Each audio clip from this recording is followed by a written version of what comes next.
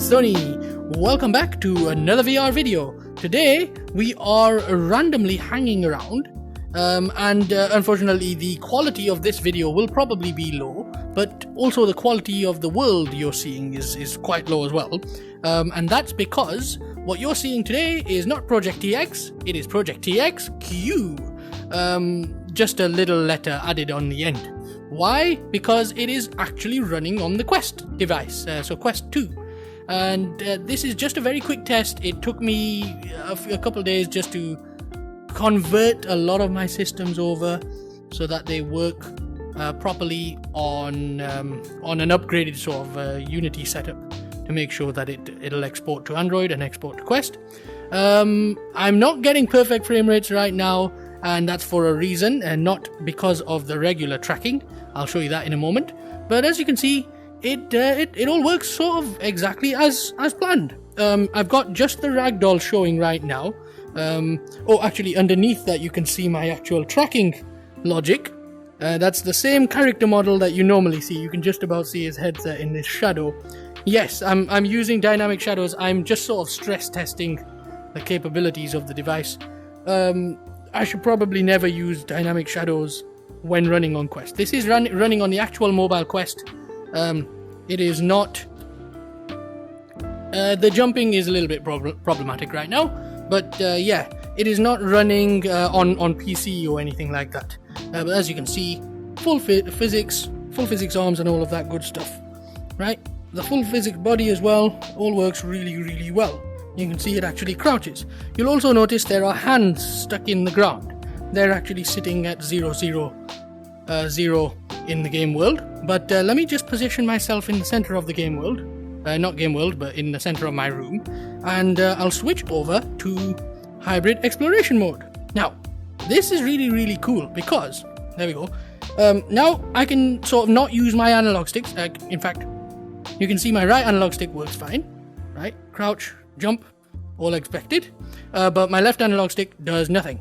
And that's because we're using hybrid exploration mode, which means that I can walk around within the circle of this ring here, and wherever I position myself, it actually moves in that direction and then uses my locomotion system as usual, so I can still run around.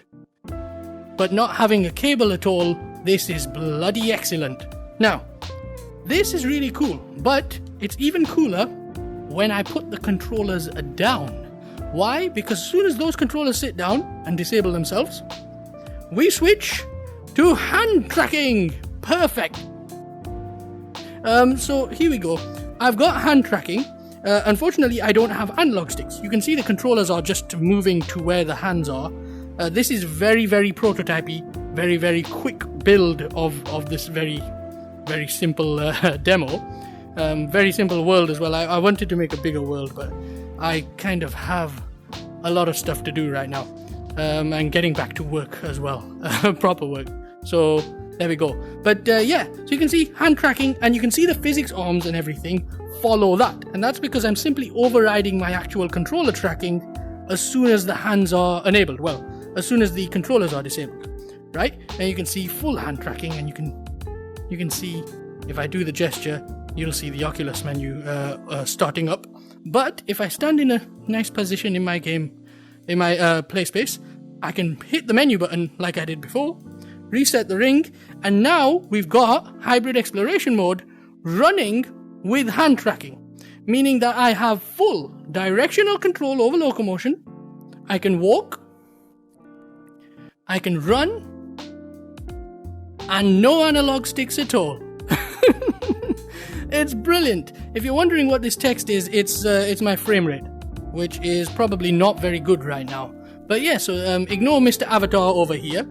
He was actually supposed to be tracking the tracking rig, but I decided I'll just leave it as is for now.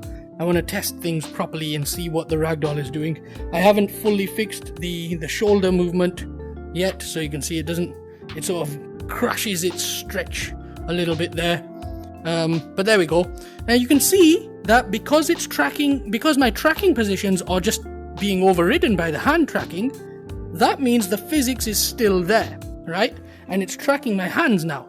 So we can actually just lift ourselves up as we did before, in hand tracking mode. I'm not holding any controllers. I'm just using my hands right now. So there we go. And with my locomotion system, that makes this absolutely beautiful. No turning around, no rotational systems or anything like that. I'm not using my right analog stick because I don't have one. I'm not using a left analog stick to walk around. And I can walk around infinitely. My gameplay space is definitely not this big, right? I can walk around, and if I want to, I can jog around, right? I do have to keep my hands within range right now because I haven't done any disabling systems properly. There we go, and I can run around if I want to, and of course I can run backwards as well. So there we go. I can just sort of walk sideways if I want to. It's all completely natural. I can just do this however I want. Now, with a slightly larger play space than I have here, you can expand the ring a little bit, and I have some advanced systems as well for dynamically expanding the ring based on your play space, which of course you can manage directly if you want. You'll probably be able to see the Guardian actually, which I've purposefully made just in range of this sort of tracking setup. But there we go.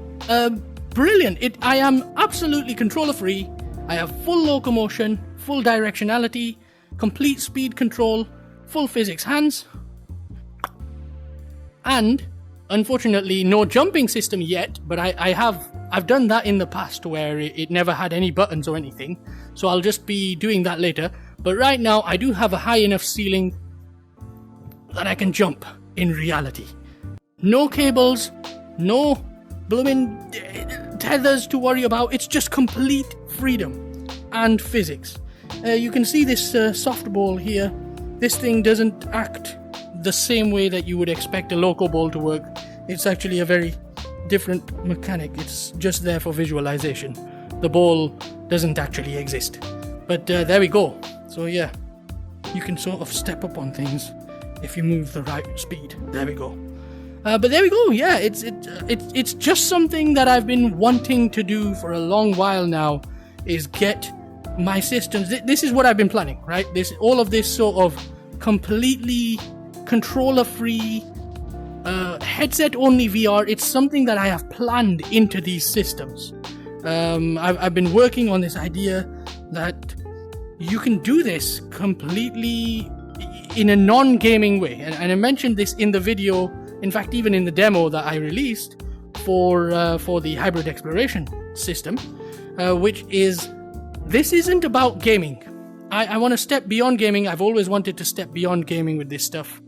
It's about just experiencing the world. So being able to walk around, run around as you would naturally. No controllers, no pressing buttons, nothing. And still have a full physics body, still have complete control over your hands.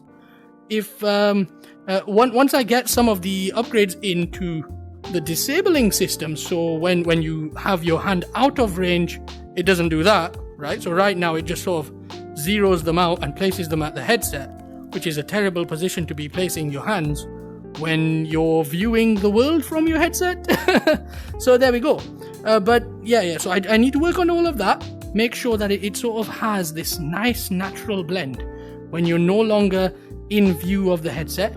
Hopefully someday we'll start seeing better tracking coming from hand tracking and all of that stuff as well. I wouldn't know anything about that stuff. Whatever new tech is coming along is coming along. You know, it's just whatever.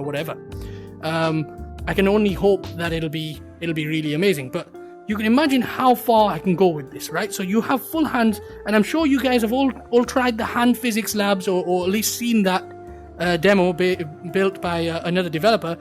Take that stuff, apply it to what I've built here, put it all together, put everything you can think of together, and you will be able to experience worlds with no controllers, no gaming devices or anything like that. It's just purely...